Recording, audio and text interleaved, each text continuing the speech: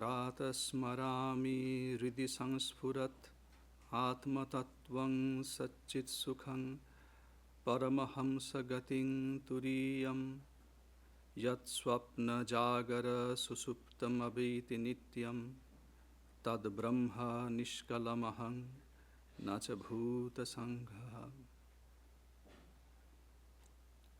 At dawn, I meditate within my heart on the self-effulgent Atman, the existence, knowledge, bliss absolute, the goal of the greatest ascetics, the transcendent and the eternal, who is beyond the states of waking, dream, and sleep.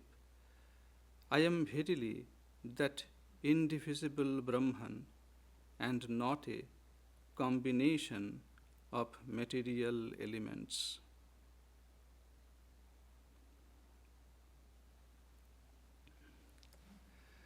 Good morning. This morning, the title of our talk is Your Mind, Your World, Drishti and Srishti. The verse that just now I chanted, it is taken from a stotra, a hymn called Parabrahmana Pratasmarana Stotram by Shankaracharya, a hymn on the Supreme Brahman that we generally chant in the morning. So it's a reminder, the essence, to start your day with a positive idea. So the idea is to remind myself, remind ourselves that I am not merely a combination of material elements, a bhuta sangha. I am more than this aggregate of body and mind. Beyond these limits lies another aspect of my being. If I identify solely with this small body-mind existence, I will deprive myself of many things. We have why to remind ourselves? Am I the body only? I am this aggregate of body and mind only? No, beyond something. So if we do not remind us that there is something, I have existence beyond this limitation. So if I not remind myself, I will deprive myself of many things.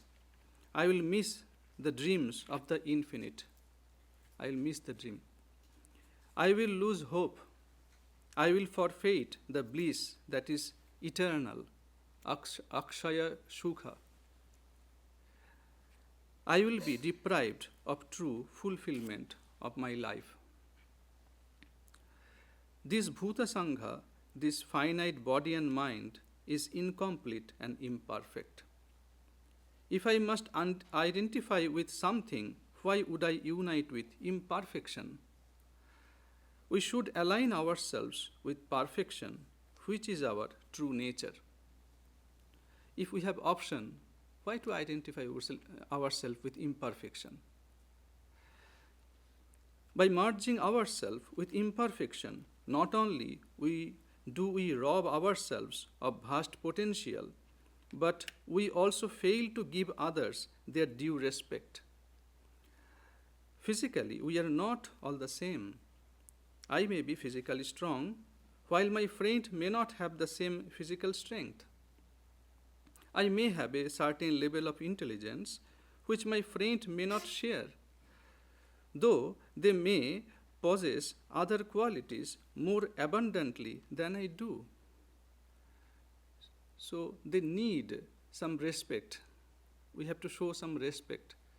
It reminds us, a story, but to honor ourselves, it is to honor ourselves and others rightly, it is essential to maintain a perspective that respects both our own and others' inherent worth.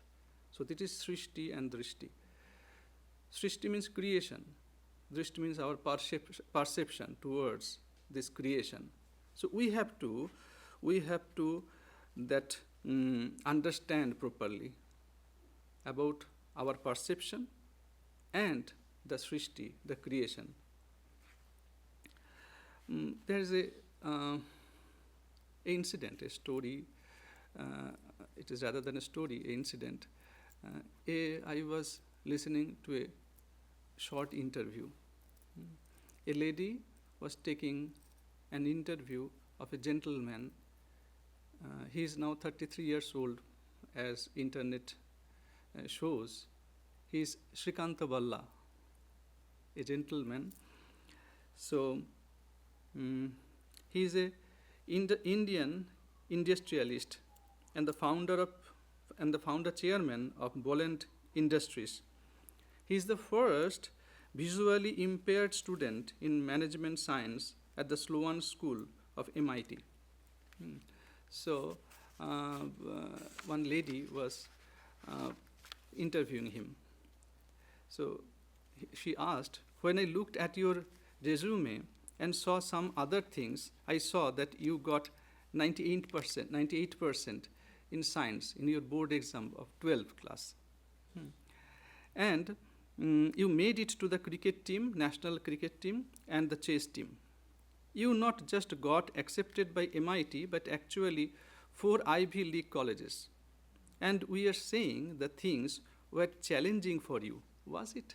Do you think it was a challenge for you? You are a visually impaired person. Is a challenge? The answer was interesting.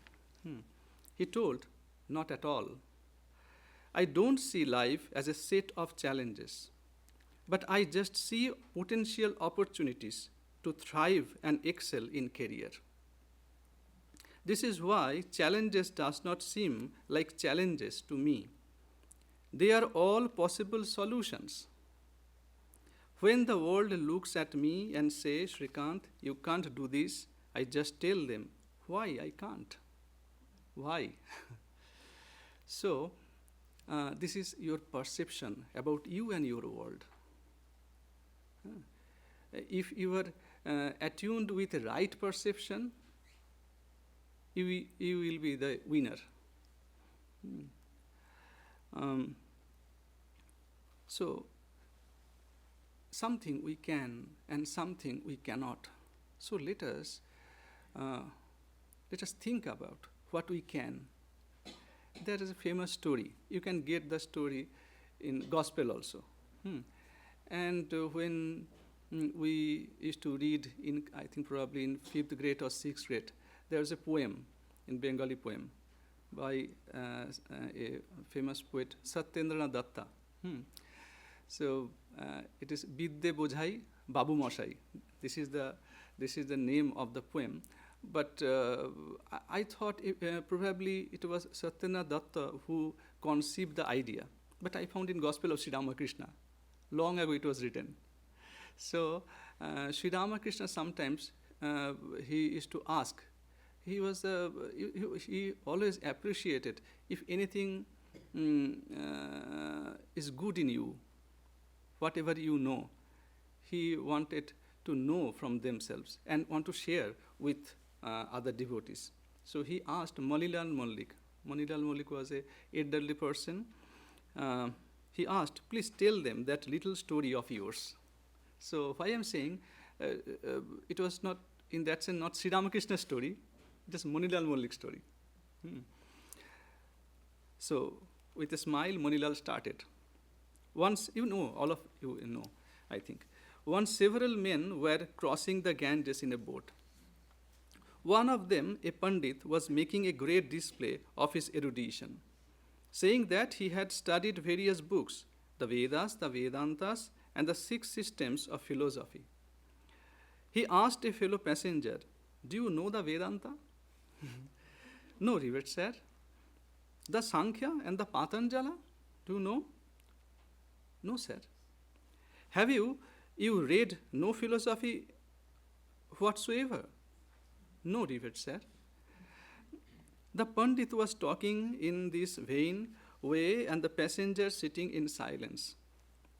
When a great storm arose and the boat was to sink, the passenger said to the Pandit, "Sir, can you swim?"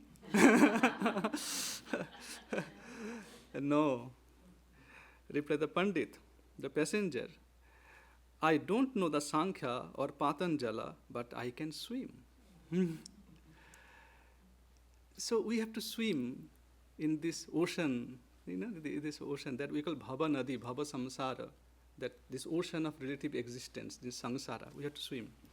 Our Ranganathanandaji used to say, the boat should float on the surface, on the water, not the water enter inside the boat. So we have to learn how to swim. And I will try to, sometimes I will take help from our scriptures, and sometimes I will take help from our great noble souls, so from their life incidents. So one of them, let us start with Mahapurush Maharaj. Today I will try Mahapurush Maharaj, the name of Mahapurush Maharaj, Swami Shivananda, second president of our Ramakrishna order, will come again and again. So you can find it in the God lived with them, probably. So there was a native state in India, Bhingar. So the king of that native state, he offered some money to Swami Vivekananda. Please take this money, and I want a monastery to be established in some prominent place, maybe in Kashi or wherever else. But Swami Vivekananda was very ill by then. It was this incident happened around 1901, 1902, like that. So Swamiji entrusted Swami Shivananda with the task and sent him to Kashi to use these funds to build an ashrama. But Swami Shivananda was reluctant to go, because in this final time of Swamiji, he wanted to stay with Swamiji at Belur Math. But Swamiji insisted, "Tarakda, please go." He was little older than Swamiji. So Tarakda. Tarak was his pre-monastic name, so he sent there. So despite the funds being insufficient, he managed, Swami Shivananda, to establish Advaita Ashrama in Kashi with them. So the biographer of Swami Shivananda, Swami Apurvanandaji, wrote very nicely, "Swami Shivananda's unprecedented austerity at Advaita Ashrama will be inscribed in golden letters in the history of the order. Despite the scarcity of food supplies, Shivananda would go about his daily duties with an untroubled face." Important, untroubled face. Braving the harsh winter in Kashi, it is too much cold in winter.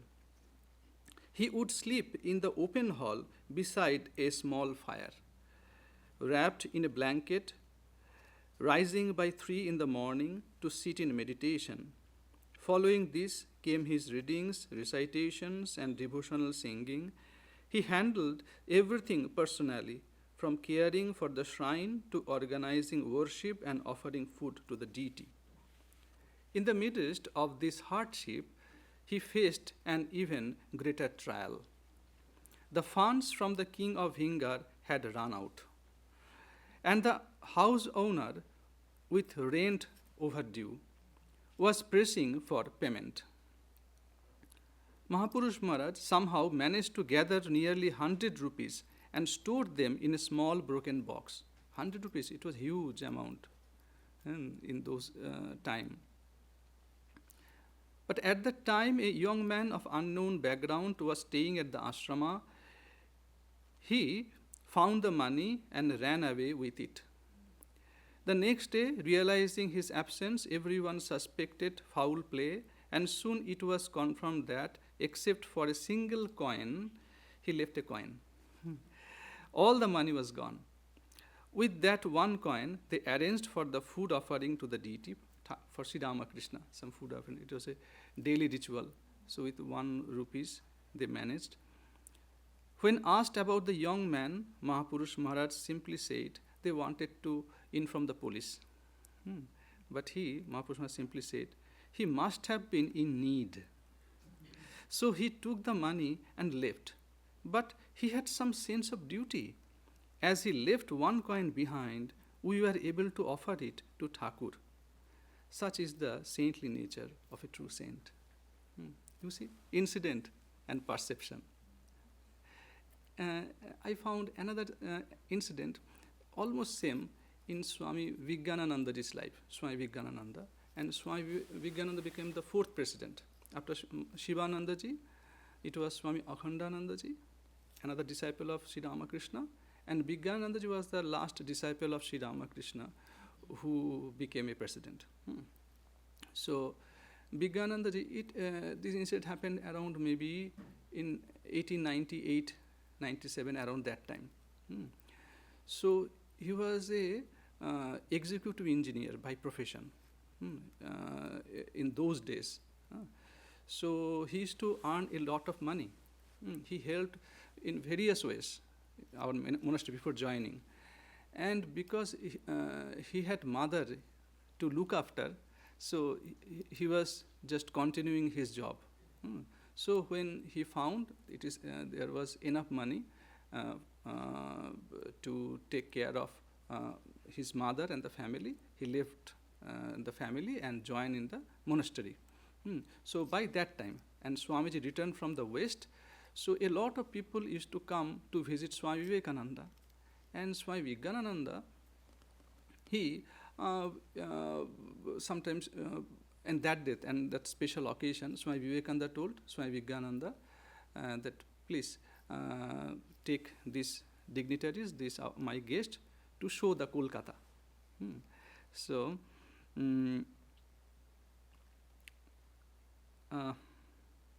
so obeying Swamiji's command, he took the devotees to the museum at the appointed time. Calcutta Museum, Indian Museum, better to say. It was capital of India by then, Kolkata, and Indian Museum. He took them. So suddenly, at the moment, he carried with him his final 20 rupees in his pocket, his last remaining earnings. Before joining, that much money he had. It was in his pocket, and he took it. Probably he probably needed that money. But upon arriving at the museum, he discovered his pocket and that had been emptied. He never realized when the money had been stolen. Yet instead of feeling troubled, this unexpected loss only deepened his trust in God, strengthening his faith in the Master's grace. Oh, I am relieved now. I am relieved now. I was depending on the money, not on Thakur, not Sri Ramakrishna. So he took the chance. It was the grace of Sri Ramakrishna. So how, again, we see that the perspective. Often, in reality, each of us faces these kinds of situations repeatedly in life. We can never truly feel free from disturbance. We constantly feel that our sense of this little I, that we feel me, this I, our very existence is always influenced by something, whether it's a situation, a force, or a particular phase of life. This influence may come from external conditions or from our own mental state, from outside, so-called outside, and from inside also. Often, we are unable to counter these inner or outer situations with a completely positive attitude. As a result, we sometimes find ourselves in a state of inner conflict.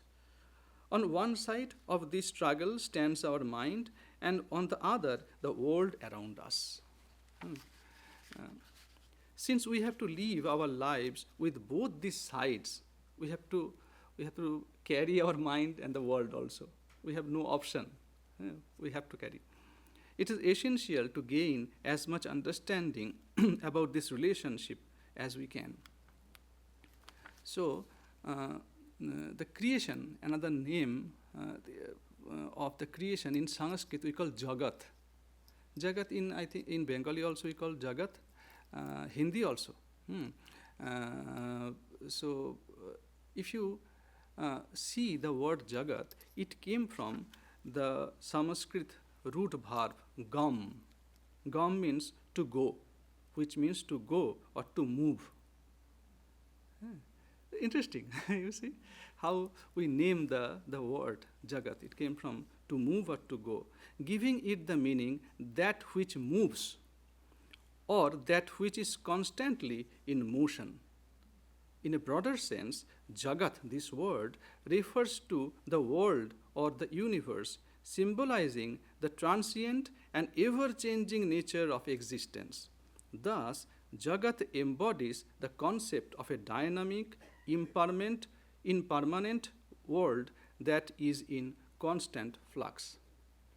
So when you understand that, no problem. So sometimes we want stability. So for the stability, we want stability, but there is no stability, actually. There is a stability. That's why we are trying to discuss all those things. We have to go beyond the Jagat, this idea of Jagat. There is stability. That is the stage where the river bed, on which the water is flowing. We have to touch the river bed. So we are talking about Jagat. Okay. In Vedanta philosophy, the terms Drishti and Srishti are often discussed in relation to the nature of perception and creation. These concepts touch upon how reality is experienced and what the role of the perceiver is in creating or interpreting that reality. We interpret that reality. Drishti refers to seeing or perception. In Advaita school, Drishti refers to the illusory nature of perception. From this perspective, what we perceive is not the ultimate reality, Brahman, but rather a veil of illusion that the mind superimposes on the world. The self, that is Atman, is identical with Brahman, but ignorance leads to a false perception of duality. Hence, Drishti in this context is often linked with misperception. And the Srishti means creation and is related to the cosmic or material creation of the universe. In Advaita Srishti, the creation is viewed as a part of the illusory nature of the world. Creation is often compared to a dream or mirage also. In some philosophical debates, the concepts of Drishti and Srishti are used to explore whether reality is created by the act of perception, that is Drishti Srishti Vada, or whether the world exists independently to the observer, that is Srishti Drishti Vada. Two key perspectives here are Drishti Srishti Vada, this theory often associated with certain interpretation of Advaita Vedanta, suggests that the world comes into existence in the act of perception. In other words, the external world has no independent existence and is created by the perceiver's mind. We create it. When we see, world is there, not before that. And another, that is Srishti Drishti Vada, the view argues that the world is objectively real and exists independently of the perceiver. The act of perception simply reveals an already existing world rather than creating it. So there are, if you see, there are this explaining these philosophical concepts like Drishti and Srishti. It can be made easier if you give some analogy or story or metaphor. All of you, I think you understand, you already know, but we want to recapitulate all those things. 6 metaphors. Sometimes the illusion of perception. And you know what is that? The snake and the rope. Illusion of perception. Let us start with that. We know. But we have to remind ourselves again and again. What you see, it may not be the right thing. A few days ago, again, in a short video, one instructor was playing on some kind of sound. It was not clear, but some sound. And he told what I am playing, and some sentence. Somebody is talking something, one or two sentences. So, can you guess what I am playing? So you. So he or she told something, and he told something else. You, third person, told different thing. So, but the sound was same, but it depended on the perceiver's mind. If he is or she is a teacher, he or she would hear something. Is a musician, would hear something. A army personnel, a veteran, would hear something. So it depends upon, and Swamiji also told very nicely that it is a reaction. The nerves, it provides, the sense provides some kind of action, and what we see, what we perceive is the reaction. So it is illusion of perception. So what is that? We all of know, a man is walking along a dimly lit path at dusk. Suddenly he sees a snake lying on the ground and becomes terrified. He screams for help and tries to avoid the snake. Another passerby arrives with a lantern, and upon closer inspection reveals that the snake is just a coiled rope. Oh, no. Second, number 2, 6 metaphors are there, I can say. The dream analogy. What is that? Creation as a dream. A person falls asleep and dreams of living an entire life, working, interacting with people, feeling joy and sorrow, and experiencing the high and lows of life. When they wake up, they realize that everything they experienced in the dream was unreal. Daily it happens with us. Even though it felt completely real at the time. Number 3, the gold and ornaments. The one in the many. A goldsmith has a pile of gold. From this gold, he fashions various ornaments like bracelets, rings, and necklaces. To an observer, these ornaments all seem different. They have different shapes, sizes, and functions. Something we wear in hand, something we use as an earring, and etc., etc. But to the goldsmith, they are all just forms of gold. You pay for actually gold, not for earring. So, it is not important for him whether I am selling a bangle or a earring. I have to get some money, selling my gold. That's all. And you'll be maybe for us as a human being, for the beauty, for the luster, we buy. How beautiful the bangle is, no? Or maybe a ring. But for a child, nothing. It's same as his or her doll. No? Same. So again, you see, it's about us, how we perceive the thing. Illusion of the world. Sometimes what we see, it is not right. The metaphor of mirage. A person is going in the desert, is exhausted and desperately thirsty. In the distance, he sees a shimmering body of water and eagerly runs towards it, believing he has found an oasis. But when he arrives, the water vanishes. So again, and perception of forms. The potter and the pot.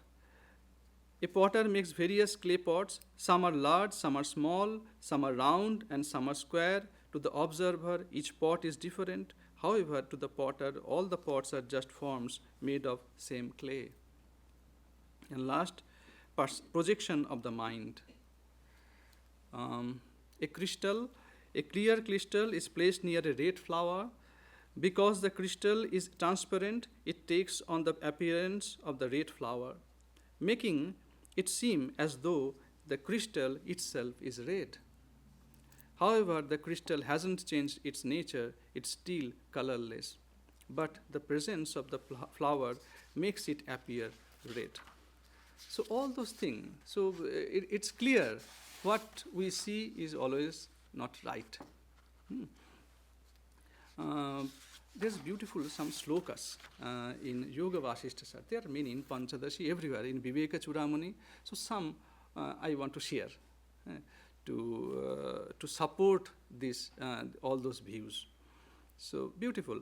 It says, Ghatanamna yatha prithvi. It sounds beautiful also. Ghatanamna yatha prithvi, patanamna hi tantabaha, jagannamna chidabhati, geyang tat bhavataha. So it says it's only name. How? Just as clay is known by the name pot, a earthen pot, you are calling it a pot, but actually it is clay. Or threads by the name cloth. It's actually thread, but we are calling a cloth. So too is consciousness or Brahman known as the world. Actual thing is consciousness. We gave a name. Let us call it as world. The task is to look beyond names like pot and cloth to recognize their true essence, clay and thread respectively. Likewise, one must transcend the label world to understand Brahman as the sole reality.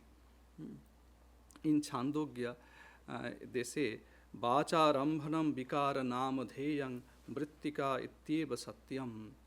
All modification has its origin only in words. In truth, only the clay is real. We talk about that nama and rupa. You give a name and a form. So beyond that, it is only the supreme truth, the Brahman. Just as upon inquiry, cloth is found to be nothing but threads, so too, upon true inquiry, this universe is realized to be nothing but Brahman in its essence. As the waves in the ocean appear to be nothing but water, or as copper appears in the form of a pot, so does the self appear in the form of the universe.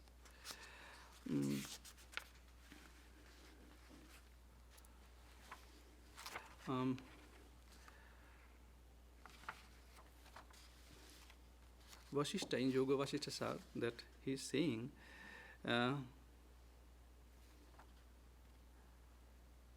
Atmanopi yatha vishwam atmaneva layang brajet mridi kumbho jale bichihi kanake kundalang yatatha. O Rama, just as foam, waves, frost and bubbles are not separate from water, so too the universe that has emerged from Brahman is not separate from it. The effect and the cause are inseparable. For the effect is merely a transformation of the cause. So why it happens like that? Why? Why we see like this? Why we are too much associated with the form and the name? Why we do not, when we see how beautiful the waves are, you see, and we do not think about the water of the ocean. What we are so much, why? So he's saying, just, O Rama, it is only due to the forgetfulness of the unknowable self that the world appears stable and real. It is forgetfulness. Just as a snake seems to arise from the rope, so too does the world arise from the Supreme Self, Paramatman. So it was ever Rama. So I was thinking, probably you know all those things. So Drishti, we call Drishti, perception, your attitude, how you look at the world. If you read the life of Rama, we can call it is Satya Drishti. Truthfulness, duty, truthfulness, because that Dasharatha, my father, gave a word. I have to continue, I have to honor that word, Satya Drishti. So there's beautiful incident called when Dasharatha was not happy, he never wanted to send Rama in the exile, for exile. But you know the story that Kaikeyi and the queen,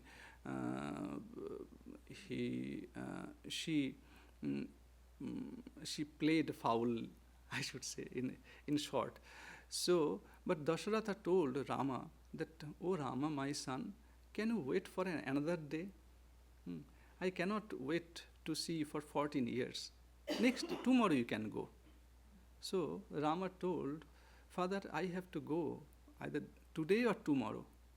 So please allow me to honor, to obey your word, to honor your word." So that was it. And Sita, I found, it is dharma drishti. Dharma. So nobody told her to go in the forest, but she mentioned my duty as a wife. So she, her was, I think, dharma drishti. And when we come to Sri Ramakrishna, the prominent thing, everything was there. In Sita, many drishtis are there. In Ramakrishna, we find Brahma drishti. It is a divine vision. Everybody is Brahman only. Brahma drishti. So in Gita, we found that beautiful word. The Gita also tells us that one who discovers the indestructible reality amidst all the transient forms of existence attains complete knowledge. This fuller knowledge brings us a deeper, more enduring joy. Swami Akhandananda, in the height of a summer, fanned everyone else to give them relief, and in doing so, felt coolness himself. It happened in Alambazar monastery. It was too much hot. He found he could not sleep. So he thought, I cannot sleep, but I can fan my other brothers. So when he started doing that, he felt coolness himself.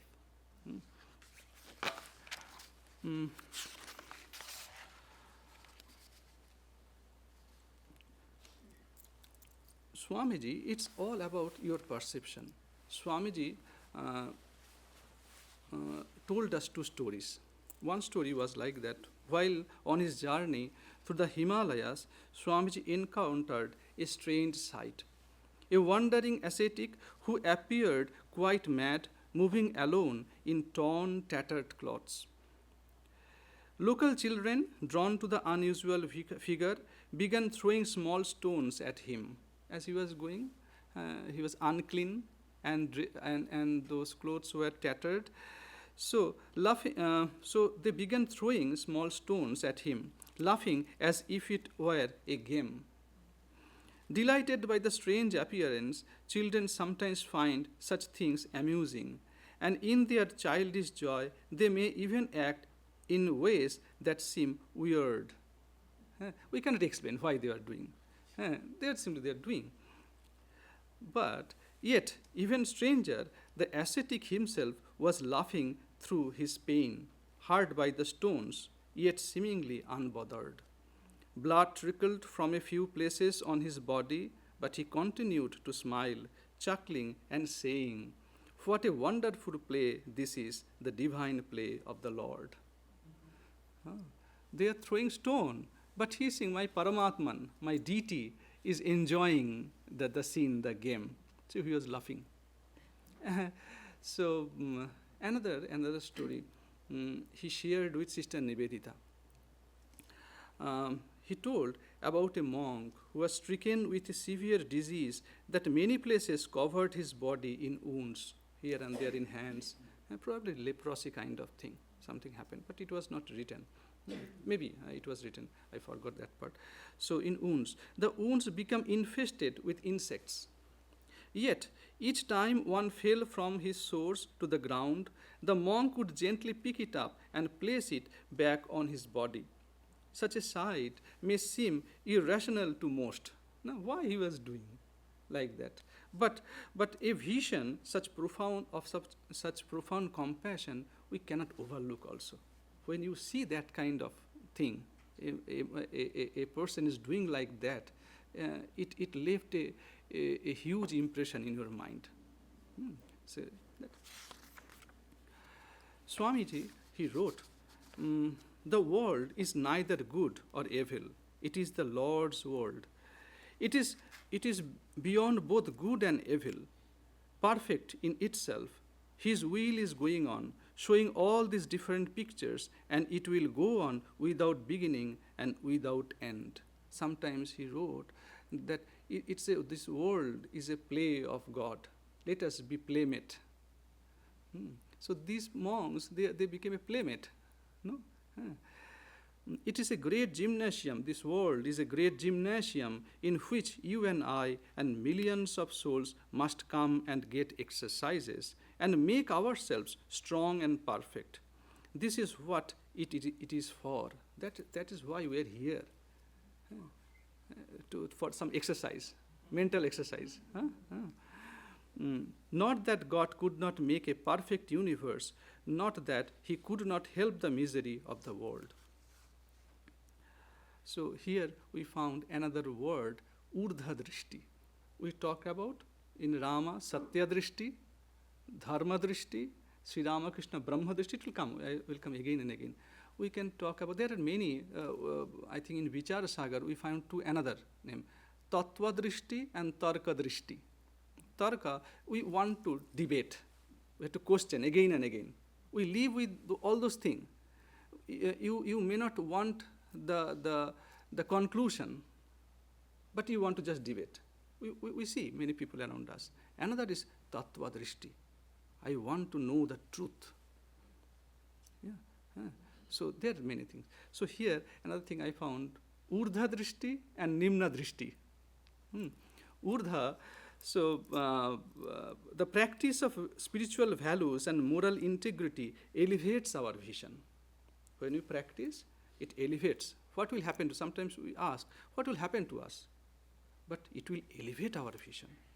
When we do prayer or service or meditation or reading scriptures, yes, or some inspiring lives, biographies, it elevates our vision. We get Urdha Drishti. We possess generally two kinds of perspective, upward and downward. When Sri Ramakrishna visited Kolkata, he would look around with childlike curiosity, peering out from the horse-drawn carriage, like a child. While in a meditative mood, his entire being turned inward. But when he was aware of the outer world, his penetrating gaze saw deeply into life. He could see that day in our lecture, the Swami was talking about that seeing a person, Sri Ramakrishna told that he was carrying an umbrella. He will forget to take the umbrella with him. So it happened. So he had that kind of observation. Seeing the person, he could understand he's a careless person.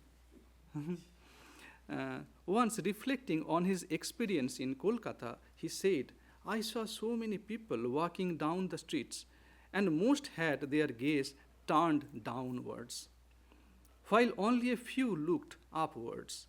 By downward vision, he meant an ordinary life focused solely on sensory pleasure and physical needs without any higher thoughts. Swami Vivekananda wrote, life will be a desert. Human life will be vain if we cannot know the beyond. We are talking about the Nacha Bhuta Sangha. I am not only this body and mind. There are something is there that is beyond this limitation. So he's saying, life will be a desert. Human life will be vain if we cannot know the beyond. It is very good to say, be contented with the things of the present moment.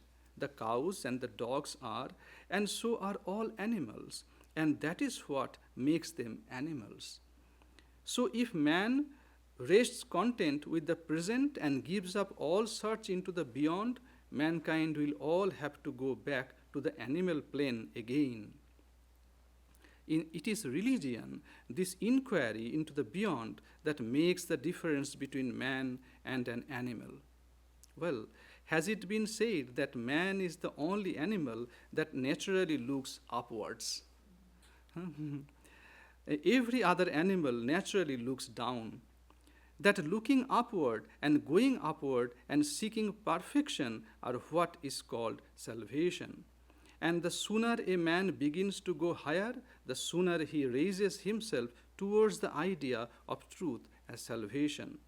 It does not consist in the amount of money in your pocket, or the dress you wear, or the house or house you live in, but in the wealth of spiritual thought in your brain. That is what makes for human progress. That is the source of all material and intellectual progress, the motive power behind the enthusiasm that pushes mankind forward. That is his way to put it. Urdha Drishti, look upward.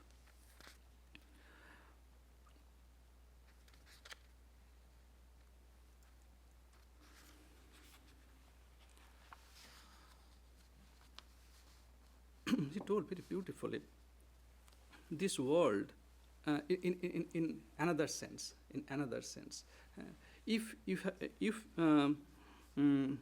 to give the world is to utterly forget the ego, your small ego, little I. To know it not at all, living in the body, but not being ruled by it. I live in the body, but not ruled by the body. Until we give up world manufactured by the ego, never can we enter the kingdom of heaven. We, with 5 senses, look upon this world and got it gross.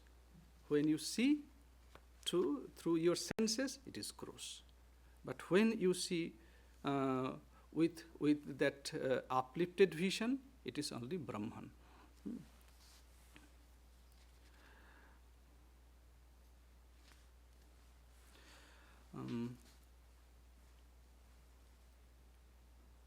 One day, a person asked Swami Vijnanananda ji.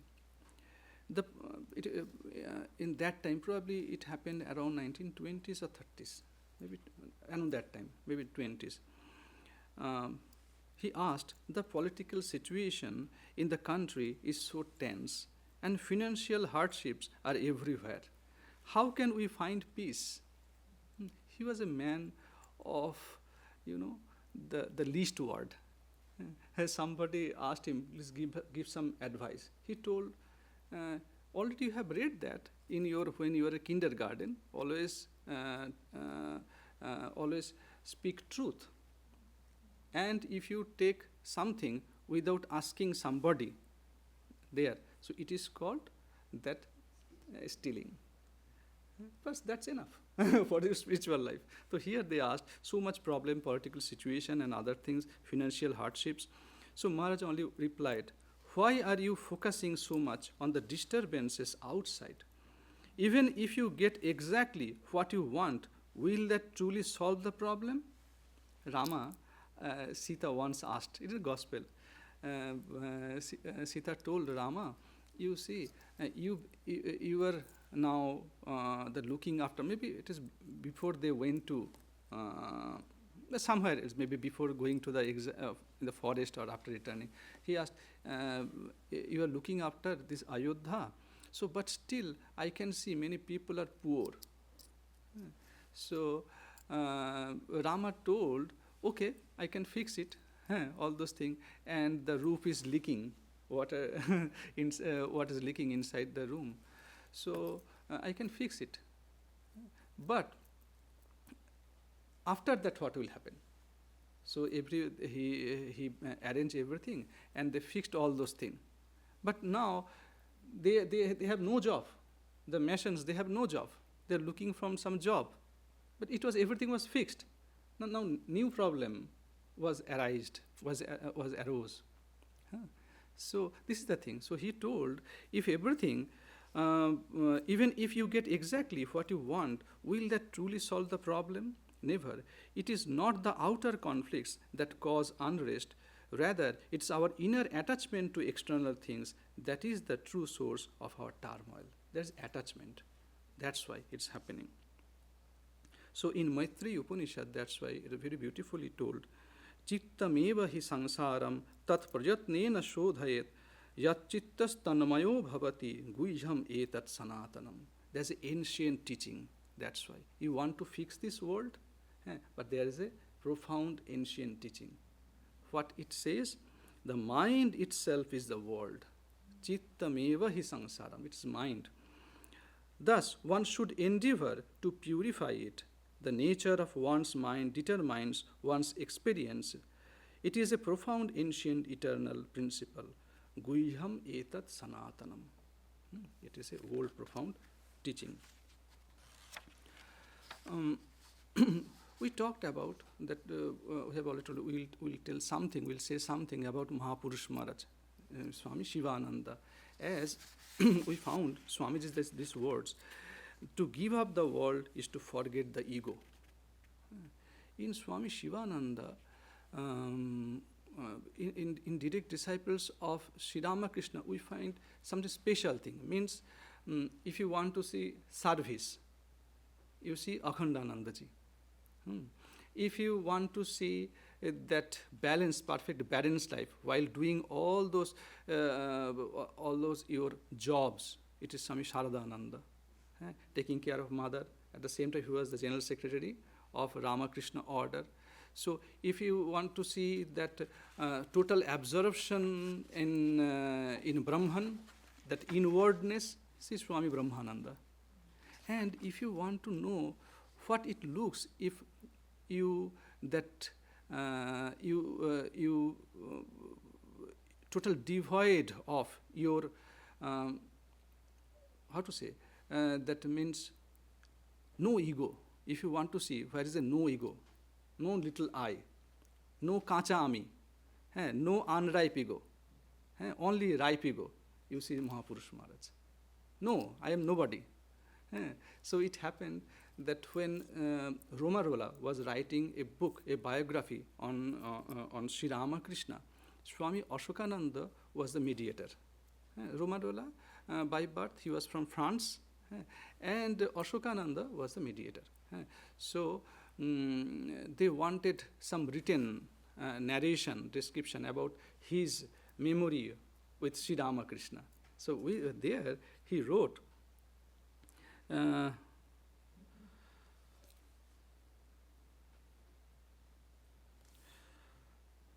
there is no particular event in my life worth writing about. There is, however, one unique experience, my meeting with Sri Ramakrishna and his grace. The sole event of my life is that he, the all-powerful, independent one, has graciously chosen to bless me. And the biographer wrote very nicely. He wrote that, and yet, through this one single event, he ushered in a golden era for Sri Ramakrishna order, in the lives of those devoted to God, where often don't find the diverse experiences we commonly associate with eventfulness. You will not find that one, eventfulness, so-called external affairs. Their hearts and souls are so deeply immersed in the practice, pursuit, and profound realization of the eternal truth that permeates the whole universe, that holds the universe, making their inner lives reach beyond measure, even if their outer lives appear simple and uneventful.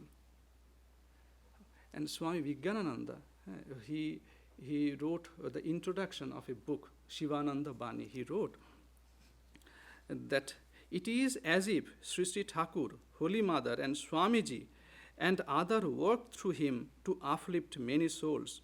Mahapurush Maharaj had truly merged his entire being with Thakur to the extent that he had no separate identity of his own. Those who perceived his grace indeed received the grace of Sri Ramakrishna himself. There's no Shivananda, it is only Sri Ramakrishna. So that's beautiful, something, some sweet thing I can say. So he was a knower of Brahman, but at the same time, he had a special inclination towards the Divine Mother.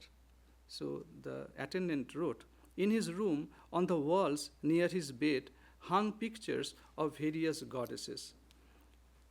Kali, uh, Durga, that keeping Ganesh in her lap, the mother and son duo, Chamunda Devi, Kanyakumari, and others. Among them, he especially cherished an image of the goddess Hanseshwari from Bashberia. His intense, almost childlike devotion to Mother Hanseshwari was truly a joy for his followers, for the attendants or the devotees to witness. He would say, this four-armed, serene form of Kali represents a high spiritual ideal. We're talking about that Urdhva Drishti and Nimna Drishti, that upward vision and down. So he's saying that she is seated on a 1,000-petaled lotus that rises from Shiva's navel, the image, the stone image, who himself lies in a form like that of a corpse, emotionless, lying there. As long as the mind remains absorbed in worldly desires, true understanding of the spiritual essence is difficult. When the mind ascends beyond the navel chakra, the Navi chakra, then real spiritual awareness begins. With great fondness, he made some photographs. He would affectionately refer to Hamseshwari as the lady of the universe. Following his instruction, they had made not only a large image of Hamseshwari for his wall, but also many smaller photos, small. Bigger one, medium size, small one, and at one is hanging in the wall. One is kept was in a table, and another in his bed. So from time to time, he would hold them close to his forehead, press them to his heart, or simply lie down with them close, like mother and child. And most beautiful thing is, at other times, he would gaze at the image with unbroken attention. And occasionally, at night, he would shine a flashlight on it to take one more loving look at her. This is called? Beautiful. So, I have to conclude. And so, once, Pramothana Tarkabhushan was a famous Pandit. We started with a story of a Pandit and the swimming. So, this is a great scholar, Pramod Tarkabhushan. So, one afternoon, the Adhyaksh of Gadadhar Ashram, that we have a center there in South Calcutta. So, the president of that one, the Swami, he brought Pandit Pramothanath Tarkabhushan to the monastery to show all those things, the shrine, the Swamiji's room, all those things. After visiting the shrine room and Swamiji's quarters, he was told about Mahapurush Maharaj. But he was sick, Mahapurush Maharaj. He had a stroke just before that incident. So he was lying, could not talk. The Pandit was eager to meet him, and he was brought into that Swami's presence. For nearly 15 minutes, Swami looked steadily at him, while Pandit stood with folded hands in silent reverence. The room was completely still. Tears streamed from the Pandit's eyes as he gazed with longing devotion upon Mahapurush Maharaj. There was a look of loving compassion in Swami's eyes and brought peace to all who beheld him, just to see the person. They call Brahmavida Brahmaiva Bhavati. He became, the Nuarar Brahman became Brahman, that peaceful. That kind, to see him, just his eyes was enough. So afterwards, outside, Pandit Tarkabhushan spoke with great emotion, saying, I had only read in the scriptures about the state of a Jivanmukta, a liberated soul, but today I saw it with my own eyes. He is absorbed in samadhi. Only occasionally does he come back to a faint awareness of the outer world. Seeing this supreme yogi, my life feels blessed. So there are many incidents. So for them there is no world. It is only the Brahman only, the substratum of this universe. So he was just like Sri Ramakrishna, his guru. There, Sri Ramakrishna's and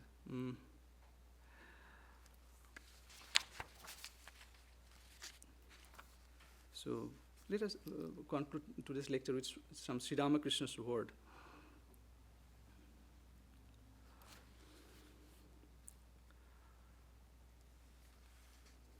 The mother has kept me in a state of bhakta, a vijnani. That is why I joke with Rakhal and the others. In this state, I realize that it is the mother alone who has become everything. I see her everything. In the Kali temple, I found that the mother herself had become everything. Even the wicked, even the brother of Bhagavata Pandit. Once I was about to scold Ramlal's mother, but I had restrained myself. I saw her to be a form of the Divine Mother. I worship Kumaris because I see in them the Divine Mother. You see, one cannot exclude even a wicked person. A tulsi leaf, however dry or small, can be used for worship in the temple. Everywhere is Narayana, nobody else.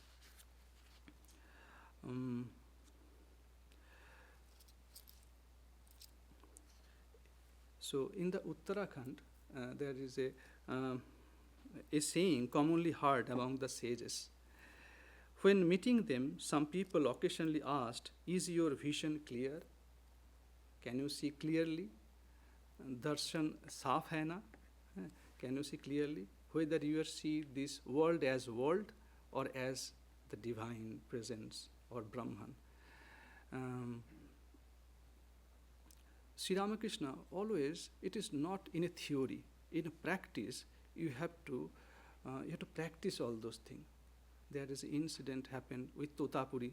Totapuri was a guru of Sri Ramakrishna, from whom he learnt the Vedanta, and a sannyasa guru also. So one day, as Totapuri sat absorbed in meditation by his fire, they call dhuni. So the fire was burning in front of him, and Totapuriji was meditating. And by that time, Ramakrishna also present there, he saw. Suddenly, a man approached to the place, needing a flame to light his tobacco, and began pulling a burning stick from Totapuri's sacred fire. Witnessing this, Totapuri was enraged and immediate to reach for his iron tongs to strike the man. Seeing this, Sri Ramakrishna burst into laughter. Surprised, Totapuri asked, "Why are you laughing? What happened?" Sri Ramakrishna replied, "I see the extent of your Brahmagyana." So, Sri Ramakrishna always want to see us, we have to apply the application in our life. So, in Upanishad, Tejavindu Upanishad, there's a beautiful verse. It says, "Drishting jnanamayam kritva pashyed brahmamayam jagat sa drishti paramodara na nasagra avalokani." Who one sees with the eyes of wisdom beholds the entire world as pervaded by Brahman. Such a vision is supremely noble and profound. It is not merely the practice of gazing at the tip of the nose. So it is, you need to see Brahman everywhere and act accordingly. So this is the message. Let us, with a prayer, we conclude the discussion. Yo brahmanang vidadhati purvam, yo vai vedangscha prahinoti tasmai, tangha devam atmabuddhi prakasham, mumukshur vai sharanamahang prapadye. Whose light reveals the knowledge of the Atman, who first creates the cosmic soul and delivers to him the supreme knowledge, desirous of emancipation, I seek refuge in that effulgent being. Om Shanti, Shanti, Shanti. Peace, peace, peace.